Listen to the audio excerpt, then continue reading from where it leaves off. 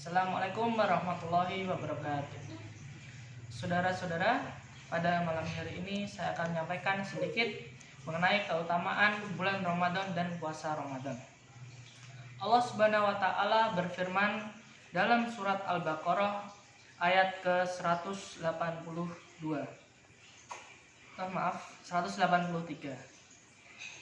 A'udzubillahi minasyaitonirrajim. Bismillahirrahmanirrahim. Ya ayyuhallazina amanu kutiba alaikumus syamu kama kutiba alal ladzina min qablikum la'alakum tattaqun. Yang artinya, wahai orang-orang yang beriman, diwajibkan atas kamu berpuasa sebagaimana diwajibkan atas orang sebelum kamu agar kamu bertakwa. Jadi pada ayat ini sangat jelas bahwa kita sebagai orang beriman diwajibkan untuk berpuasa pada bulan Ramadan sebagaimana diwajibkan oleh orang-orang atau kaum sebelum Islam. Sebenarnya puasa itu tidak hanya dikerjakan oleh orang-orang Islam, tapi juga dikerjakan oleh umat Nasrani dan Yahudi. Jadi kita tidak mengerjakannya sendiri, meskipun memang tata caranya berbeda, tapi kita sama-sama menjalankan puasa.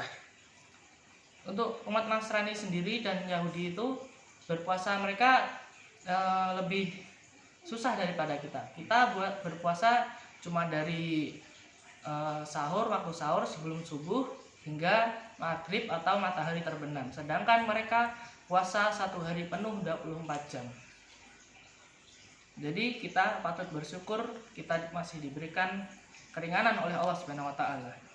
Dan mengenai ketentuan puasa disebutkan juga di dalam ayat selanjutnya di surat Al-Baqarah ayat 184.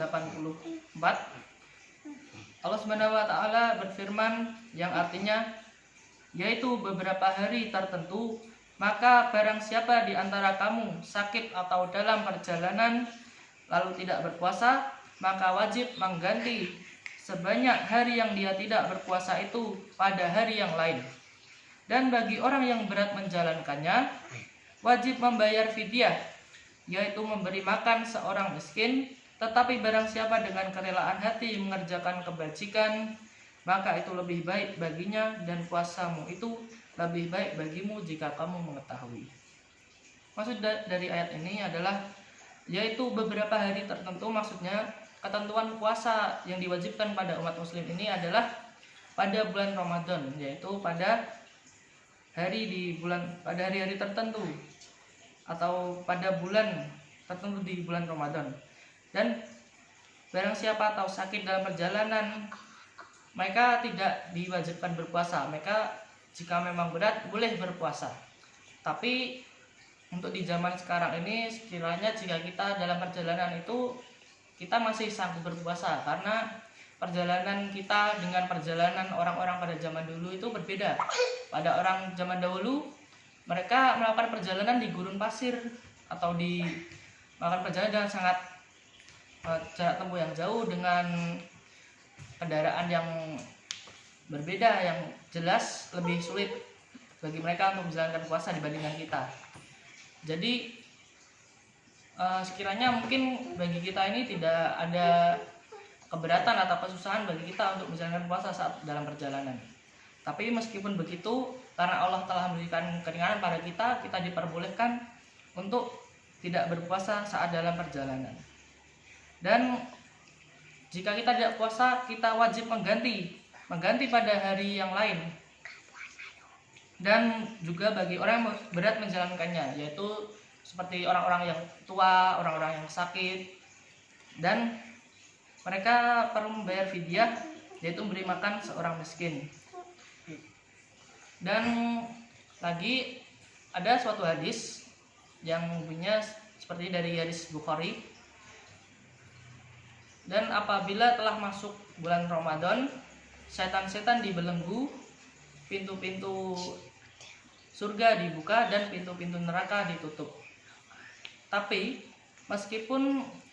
banyak juga kita lihat, meskipun setan-setan telah dibelenggu, masih banyak orang-orang berbuat maksiat seperti mabuk-mabukan, mencuri, begal orang dan semacam itulah.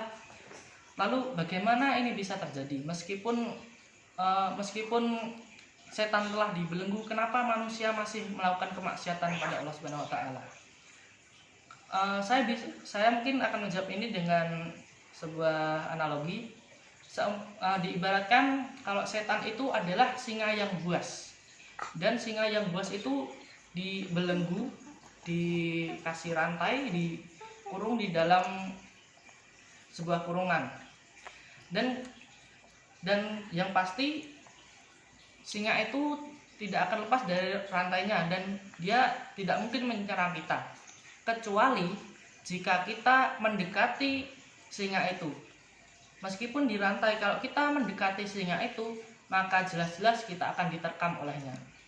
Jadi meskipun dalam bulan Ramadan kita memang lebih susah untuk berbuat maksiat dibandingkan bulan-bulan yang lain, tapi apabila kita meskipun setan itu telah dibelenggu, tapi kita tetap mendekatkan diri kepada syaitan, jelas-jelas kita akan tersesat olehnya.